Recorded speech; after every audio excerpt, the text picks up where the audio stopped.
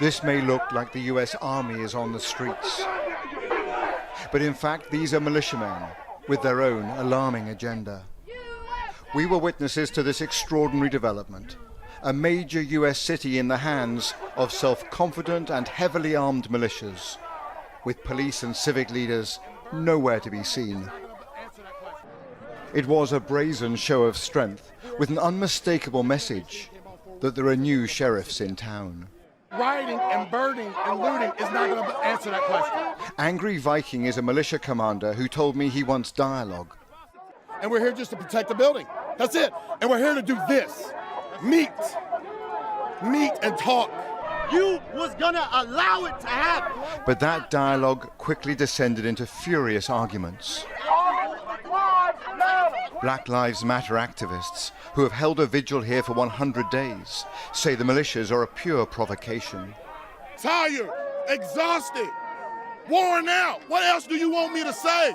Do you think it'll end up as a fight? Yes, people are going to die, bro. People are going to die. I don't know who's going to be. Which militia are you from? Many of these disparate groups Which militia are you from? had no interest in identifying Excuse me, themselves. sir. Which militia are you from?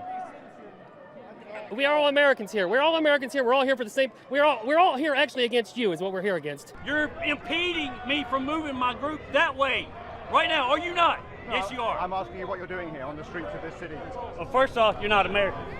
One of the most bizarre features here is this mosaic of different groups. We've got protesters, counter-protesters, we've got militias, we've got other armed groups who refuse to identify themselves. All of it is a recipe for confusion on the streets of Louisville and potentially for chaos. I'm not going to bring a knife to a gunfight, sir. And here's the danger. Americans are arming up.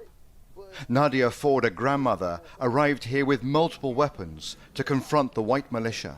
We've tried peaceful for years upon years, and it has gotten us nowhere. They murder us for being peaceful. So only when we stand up do they maybe take us seriously. And that's what we're going to do. We're going to stand up against this hate in America. Eventually, some police did break cover, and this civil rights lawyer, heavily armed himself, said his aim was to run the militias out of town amid multiple threats to his life. They've said they're going to blow out the back of my brains and they'll find out where I live, et cetera, et So cetera. where is America that a lawyer has to walk the streets with body armor, you. a pistol, and a long arm? Thank you. Well, because I'm going to defend myself and I'm not going to be shot down in the streets.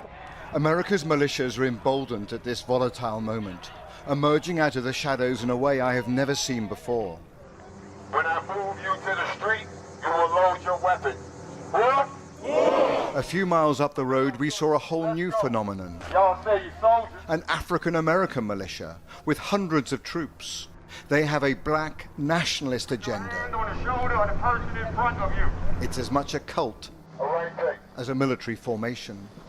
This is the NFAC militia. It is well organized and quasi-military. It also proves a militia does not have to be white and right-wing. Lock the roof. As hundreds of their armed followers march through a residential suburb, I'll call in reinforcements. we glimpse their mysterious leader. Known as Grandmaster Jay, he is a charismatic but enigmatic figure. Move! Clear out! Fearing assassination, his bodyguards surround him at every moment. Jay's moving back, y'all. Jay's moving back. What is clear is that these militias have a new swagger. While the election campaign gathers pace, other forces are showing they will fill the security void after this long summer of protests and violence. Robert Moore, News at 10, in Louisville, Kentucky.